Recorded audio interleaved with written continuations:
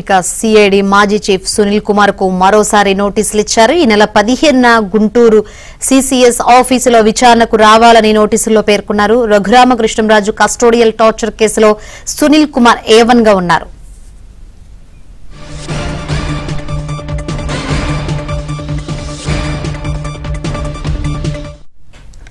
ఇక సిఐడి మాజీ చీఫ్ సునీల్ కుమార్ కు మరోసారి నోటీసులు ఇచ్చారు. ఈ నోటీసులకు సంబంధించి మరిన్ని వివరాలు అందించేందుకు మా ప్రతినిధి సాంశివరావు సిద్ధంగా ఉన్నారు. సాంశివరావు, ఈ నోటీసులో ఏం పేర్కొన్నారు, ఎప్పుడు రావాలని చెప్పారు విచారణకు?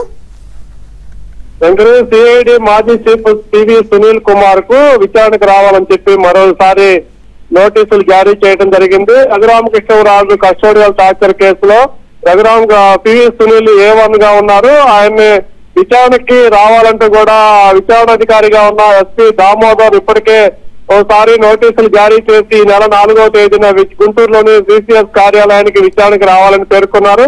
అయితే 4వ తేదీన తనకి తమ కుటుంబ సభ్యులు అనారోగ్య సమస్య కారణంగా తాను హాజరు కాలేని కొంత సమయం కావాలంటూ కూడా 4వ తేదీ గడువు కోరినట్లు కూడా తెలుస్తుంది. ఈ నేపథ్యంలో ఈ రోజు మరోసారి పివి సునీల్ కుమార్ కు ఎస్పీ దామోదర్ నోటీసులు పంపినట్టు తెలుస్తుంది. ఈ నెల 15వ తేదీన విచారణకు రావాలంటూ కూడా నోటీసులో పేర్కొన్నట్టు తెలుస్తుంది. గుంటూరులోని సిసిఎస్ కార్యాలయానికి విచారణకు హాజరు కావాలని నోటీసులు పంపినట్టు తెలుస్తుంది. మరి 15వ తేదీన సునీల్ కుమార్ విచారణకు హాజరు అవుతారా లేదనేది కూడా వేచి చూడాల్సిన పరిస్థితి ఉంది. Shankari. Right, thank you Samsivarao.